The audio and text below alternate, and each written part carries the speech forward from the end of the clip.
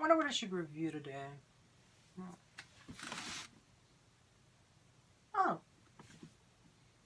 How did that get there? Yeah, as you obviously read by the title, I'm currently reviewing SHAZAM. Now, this is actually the second time that I actually saw this movie because Fandango actually had an early access thing in which they got to play the movie 2 weeks early, and I saw it then. I really liked it then. Then I saw it 2 weeks later on April 6th, and I still really liked it. I think this is I'll go into more reasons why, but first I'm going to get into the whole plot of it. So, this takes place in December of 2018, so it takes place about a year or so after the events of Steppenwolf's invasion in Justice League. And Billy Batson is summoned to the, Billy Batson is a foster kid. He keeps running from foster home to foster home because he's trying to find his biological birth mother. And he ends up getting into another foster home, and he ends up becoming friends with Freddie Freeman, who is a superhero fanatic. But then one day, Billy ends up getting summoned to the Rock of Eternity, which is the headquarters of the wizard named SHAZAM. And he ends up needing to pass on his powers to another person because his magic is fading, and for reasons that I'll explain, he had the seven deadly sins, which are big SHAZAM villains. He had them imprisoned, but you see, a while back when Dr. Thaddeus Savannah, who's played by Mark Strong, when he was a child, he was summoned to the wizard SHAZAM's place, and he was tested to see whether or not he was good enough, but he got tempted by the 7 deadly sins, and the wizard SHAZAM sent him back, pretty much saying to him, you will never be worthy ever, and he's pretty much been spending the past, 40 or so years of his life trying to figure out how to access the Rock of Eternity again, and when he does, he frees the 7 deadly sins, and he ends up getting superpowers of his own, so the wizard SHAZAM has to recruit Billy in order to stop Savannah and the 7 deadly sins. And so when he ends up saying the magic word, SHAZAM, he ends up turning into an adult superhero, played by Zachary, Levi. And I should mention the fact that Asher Angel plays the 14 to 15-year-old version of Billy, and Jack Dylan Grazer is Freddie Freeman. And when Billy comes back, Freddie's the only person who knows, and they decide the fact that, hey, he's a superhero, let's have some fun with this. And then eventually, later on in the movie, they try and stop back at him, but it's an oversimplification, yes, but I'm trying to pretty much explain. You see, this is going to be a spoiler-filled review, so I'm going to have the first part of my video be non-spoilery things, so you can be able to get my general thoughts on it, and I will give it a score, and then eventually later on, near the end of the video, I will give more spoilery things. So, what did I like about this movie? I really liked the foster family in this. To me, this is the heart of the movie. Usually the kids have, their own defined personalities. Mary's the oldest, and she's trying to get into a good college. She's the smart one out of all of them. Pedro is, he's the silent kid who likes to work out. Eugene is, the tech-savvy kid. Darla is the adorable one, and I really like Darla. She's nice. There's also... Wait, was it Eugene who I mentioned is the tech kid? Yeah, that's Eugene. There's also Freddie, who is the big superhero fanatic. He's essentially if I were in the DC universe, essentially. And he helps test, Billy when he ends up becoming SHAZAM. They go through, all these several different test things, which I'll get into later. And then, of course, there's Billy himself. And then there's the parents, which I think are really cool, too. And Zachary Levi as SHAZAM is probably one of the best casting choices ever. But even though he does... From what you see in the trailers, you think he does a good job. The trailers don't do him justice. You legitimately believe he's a 14 to 15-year-old trapped in an adult superhero's body, which is awesome, which has some really funny comedic moments later in the movie. I really liked Mark Strong as the villain. He had a very understandable motivation. I could get behind him. And when he eventually does get his revenge on the wizard, and he's giving this big monologue about it, and he's like, you know, he kind of has a point, and I think the fact that, what I really like about this movie is the fact that it feels like a lost 80s kids film mixed in with, a Christopher Reeve Superman.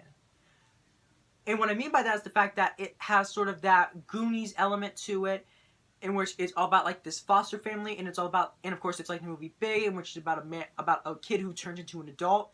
And it's even got a little bit of Ghostbusters in there, and the fact that there's sort of a creep factor to it, particularly with the 7 deadly sins. And this is probably my favorite film of 2019.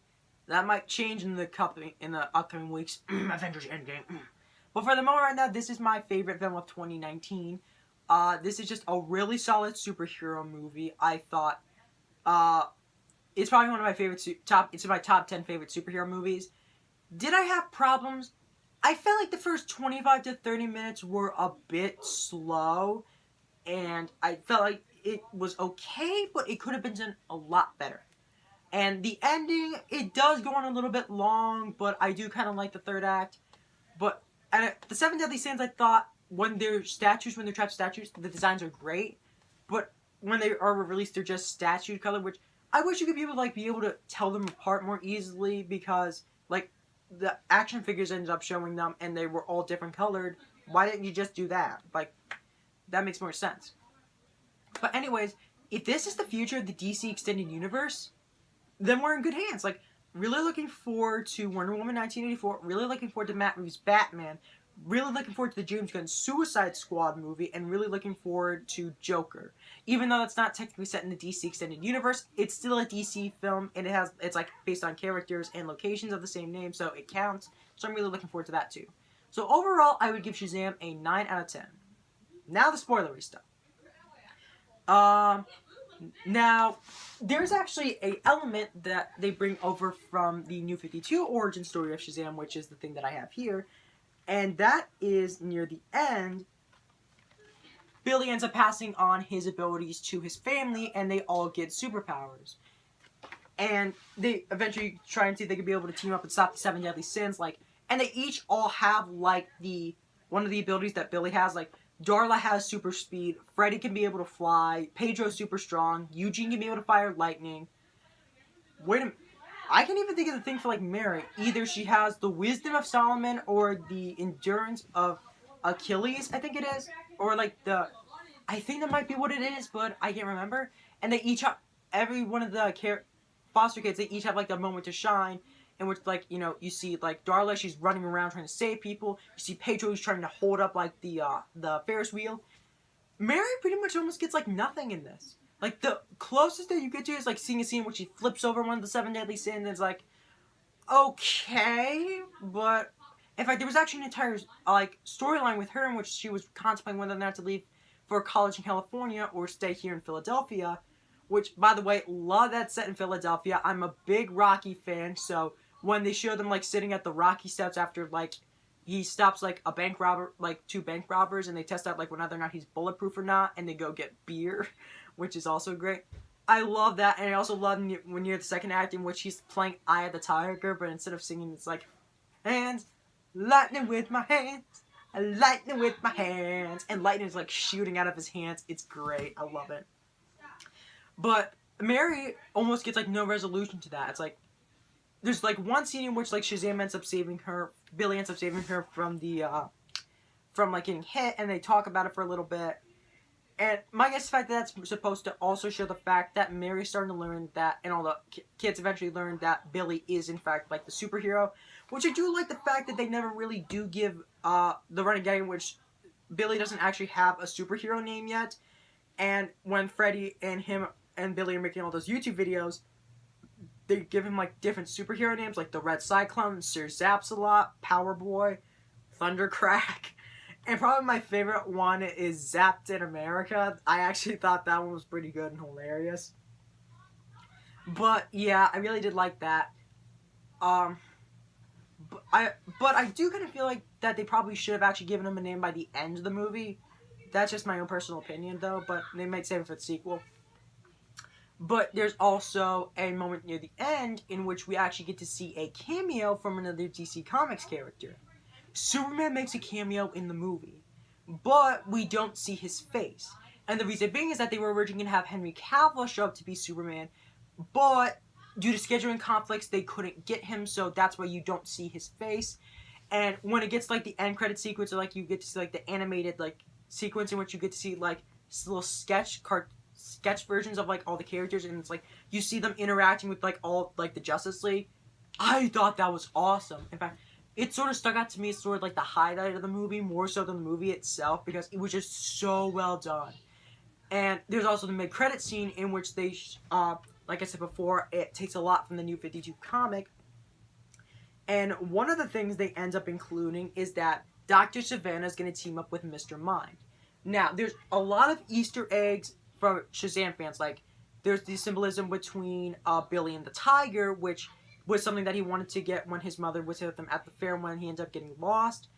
And, oh, I forgot to mention that part. It's like, I really like how the fact that when Billy eventually does go to find his mother was like, look, I am probably not, I was never good enough to suit you back then because I had you when like I was a teenager and you sort of ruined my life. And I thought maybe they could be able to do a better job of taking care of you than I could. And she sort of just abandoned him, which that would sort of be like in a superhero movie that would be like the all is lost moment. But because it was put in the third act, Billy had to quickly like become Shazam again and like fight Savannah.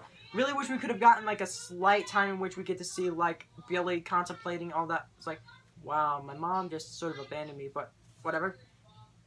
But there's a little Easter egg like near the beginning of the movie in which Savannah is taking to the Rock of Eternity, and he ends up seeing like this glass jar with like a caterpillar in it, and then when Billy shows up, like the glass jar is cracked. It's like, oh, that's actually like a cool little Easter egg.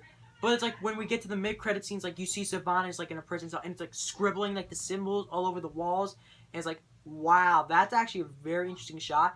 And you actually get to see Mr. Mind actually in the movie, and it's like he's talking about how the 7 pillars of evil will align, and it's like this tiny little caterpillar thing with like this little voice box around him for the translator. It's like, wow, I'm looking forward to seeing that in the sequel. And fun fact, that was actually voiced by the director, David F. Sandberg, who is the second person so far who's done mainly horror films to do a DC superhero film. The first being James Wan, because he did the first Saw film, he did the Conjuring movies. David F. Sandberg, he did Lights Out and Annabelle Creation, another Conjuring-related film. So, thought that was really cool. And I also like how they set up Black Adam in the movie. It's like, when Billy's taken to the Rock of Eternity by the Wizard pretty much gives him the whole, like, backstory of of how the council ended up being killed by, like, they chose a previous champion, but he ended up freeing the 7 deadly sins, and he ended up being imprisoned. And I really do like the fact that they do sort of set up Black Adam in that. But, while this mainly takes inspiration from the New 52 origin story, Black Adam is not in the movie because they're supposed to like give him his own solo film because they want to be able to show him first before him and Shazam collide with each other in Shazam 2 probably. And he's going to be played by Dwayne "The Rock" Johnson, which is, in fact, if you actually look at the credits, The Rock is actually one of the executive producers on this movie. And it's very cool how they set him up, but a little nitpick that I have with this is that when Savannah ends up getting the powers of the 7 deadly sins, he has very much the same abilities as Shazam, but he's told like he wants to get the powers of the champions. Like, you kind of already do. And when they introduce Black Adam into the mix in the sequel, probably it's like, wait a minute, how are his powers going to be different than their powers? That's going to be really freaky. That's going to be something that I hope they do answer in the sequel. But yeah, like I said before, if this is the future of what the DC Extended Universe is going to be like, then I'm all for it. I'm really looking forward to all those other movies. I'm intrigued about what's going to be happening with that Flash movie because that's gone through several different directors, several different writers. Last time I heard, Ezra Miller himself, the star of The Flash, is actually taking it upon himself to team up with Grant Morrison, a famous comic book writer, to actually write the script. Man, I have no idea what's going to happen with that movie, but I digress. I'm interested in the future of the DC Extended Universe, and if Shazam is sort of like the first movie that's going to show what the future of DC is going to be like, you know what? I'm really looking forward to it. So, yeah. This was my review of Shazam. I will, of course, be continuing my massive Marvel marathon. The Road to Avengers Endgame. Sorry, I get that confused sometimes. And I will be going over Captain America Civil War, and I will also be covering Doctor Strange as well, so tune in for that. And, as always, stay gold.